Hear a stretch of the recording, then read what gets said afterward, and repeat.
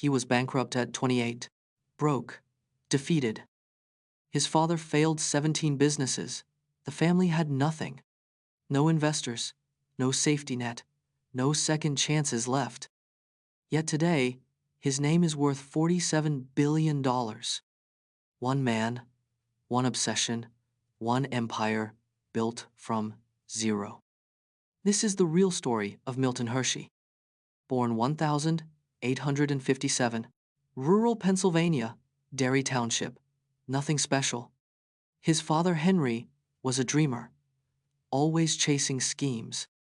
17 businesses, all failed. The family barely ate. Age 4, the family moved to Oil City for the boom.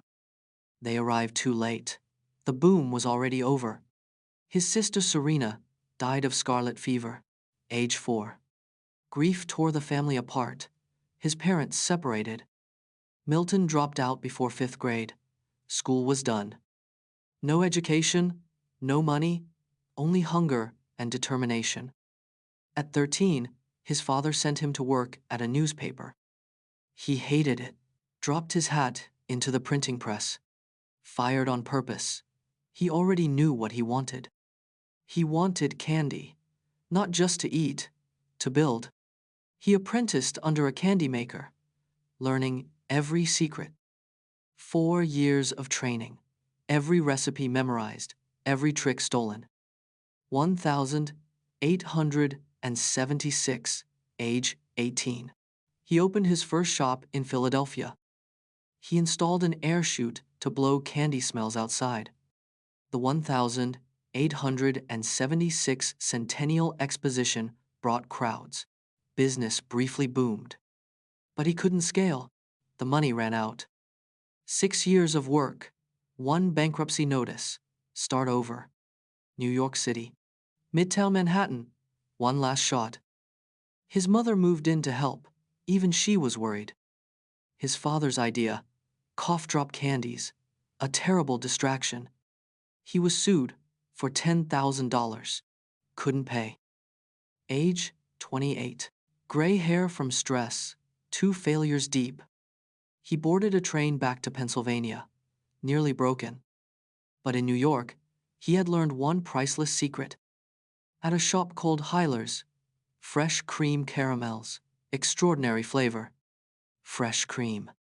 That was the missing ingredient, his breakthrough. Back in Lancaster, Pennsylvania, local dairy farms everywhere. The freshest milk in America, right at his doorstep. He had a recipe, a location, and burning ambition. But he needed money. The banks said no. Then Aunt Mattie said yes. Everything changed. Aunt Mattie co-signed a $700 bank loan in 1886, putting her house up as collateral. The bank gave him 90 days to repay. Failure meant losing her home forever. He launched the Lancaster Caramel Company using local fresh dairy milk as his secret weapon. The caramels melted in the mouth. Customers couldn't stop talking about them. Then, a British businessman walked in, tasted the caramel, and placed a massive export order for the UK. Milton repaid Aunt Mattie's loan with days to spare, keeping her house safe. Orders kept growing. He hired more workers and expanded production across the county. He branded his product Crystal A premium, distinctive name that stood for quality. By age 36, Milton commanded hundreds of employees and 2 factories in Pennsylvania and Illinois. He had conquered the American caramel market, but something bigger was calling him. In 1893, Milton attended the World's Columbian Exposition in Chicago, a turning point that would change history. He stopped at a German exhibit featuring enormous chocolate-making machinery from the firm J.M. Lehman. He watched the machine turn cocoa beans into smooth, flowing liquid chocolate and felt it immediately. Chocolate in 1893 was a luxury for the wealthy, small, expensive, imported from Europe. Milton saw something no one else saw. Chocolate for every American, not just the elite. He declared, "Caramels are only a fad. Chocolate is a permanent thing." His advisors thought he was insane. His investors begged him to stay in caramel. In 1900, he sold the Lancaster Caramel Company for $1 million, roughly $35 million today. He walked away from $1 million success to chase an even greater dream. He returned to Derry Township, the farm country, where everything had begun. He began constructing a massive new factory designed from scratch to produce milk chocolate at scale. The core challenge: milk chocolate spoiled quickly. No one had solved it commercially. He hired a chemist named John Schmalbach to crack the milk preservation problem. Schmalbach discovered a way to warm and condense milk so it would never turn rancid. Milton rewarded him with a $100 bill on the spot, generous for the era. This condensed milk formula became the foundation of Hershey's signature smooth milk chocolate taste. The first Hershey's milk chocolate bar, launched in 1900, priced at just 5 cents. 5 cents. Any American worker could afford it. That was the revolution. He had democratized chocolate. What was once a luxury was now a simple daily pleasure. America fell in love with Hershey's chocolate. Sales climbed faster than he had dared to imagine. In 1907, he launched a small teardrop-shaped chocolate piece called the Sweetheart, later renamed Hershey's Kiss. Another product was born by accident. Milton misheard a customer say, "That's a good bar." He called it Mr. Good Bar. It became one of his best-selling products. By 1910, total Hershey sales had topped $2 million, and he was just getting started. His efficiency strategy was simple and ruthless: a small, focused product line that maximized economies of scale. Fewer products meant lower costs, faster production, and dominant pricing over every competitor. He also deployed guerrilla marketing tactics, paying janitors not to pick up candy wrappers from the floor. Wrappers on streets became walking advertisements, branding the product in every neighborhood in America. He sent loyal employees undercover to European factories to study their production methods and trade secrets.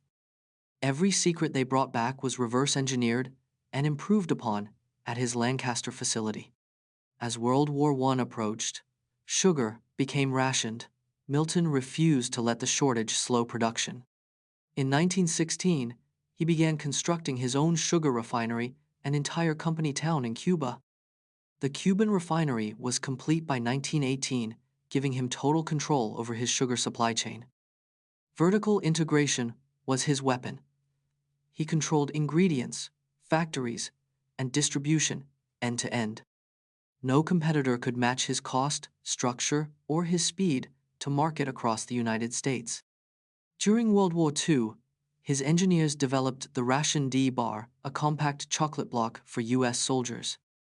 The bars needed to survive tropical heat, so he invented tropical chocolate, which wouldn't melt. Over 3 billion Ration D bars were shipped to American troops across every theater of war. Milton Hershey literally fed the American military. His chocolate was a weapon of morale.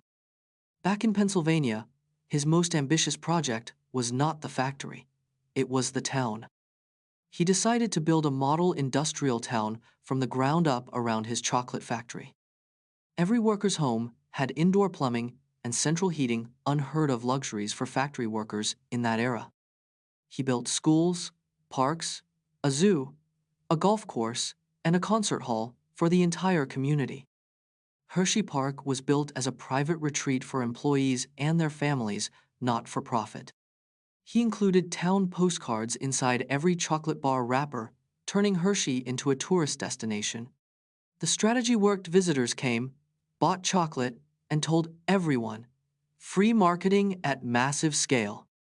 Today, Hershey Park attracts over 3 million visitors per year, still built on his original vision. Milton's philosophy was radical. Happy workers are productive workers.